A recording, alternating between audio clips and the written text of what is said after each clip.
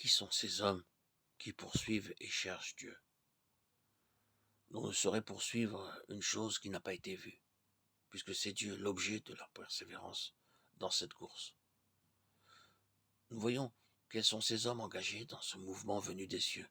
Ils sont des hommes affranchis des influences de la vie naturelle, crucifiés avec Christ, et qui haïssent leur propre vie. Ils sont, dans toute la signification du baptême, morts et ensevelis avec Christ. Romains 6, 3, 4. Livrés sans partage, reconnaissant les droits souverains de Dieu. Ils l'ont placé au centre de leur être intérieur, et par l'expérience de la croix, sont amenés dans la connaissance vivante de Christ, car leur vie naturelle a été ôtée du chemin de Dieu par la croix. Chercher Dieu résulte à la fois de la place de Christ au centre de notre être et de la croix qui établit sa souveraineté et sa seigneurie.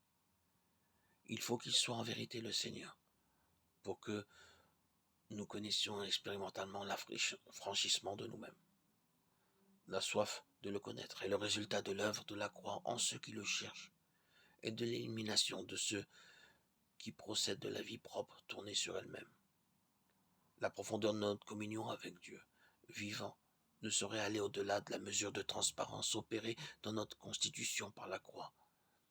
Elle est l'expression de la mesure de Christ en nous. Poursuivre et chercher demande que nous soyons entièrement dans cette parole.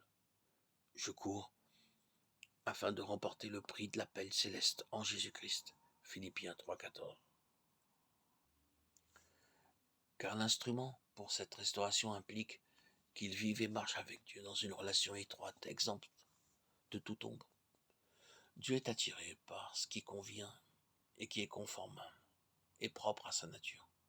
Et ceci est expliqué par le fait qu'il produit cette soif et ce besoin grandissant de le chercher, alors que la croissance et le développement de sa nature limpide et transparente en nous attise ce besoin de le connaître. Nous saurions être engagés dans ce mouvement du ciel, à moins que Christ, en qui est incarnée la justice de Dieu dans toute sa signification, ne soit établi tout au centre de nous-mêmes, avec la croix, pour établir cette justice, éliminer l'ancienne création, nous rendre semblables à lui, limpides comme du cristal, et nos pieds semblables à ceux des biches, Habakkuk 3,19. C'est le triomphe de la résurrection, de l'incorruptibilité sur le mélange. Ces hommes sont appréciés de Dieu, ils sont ceux que Jean a vus ayant le nom de l'agneau, le nom de Dieu écrit sur leur front, car ils ont tout laissé. Ils se sont perdus en lui, pour lui. Christ a ses droits assurés en eux, et leur vie est cachée, avec Christ en Dieu. Colossiens 3.3.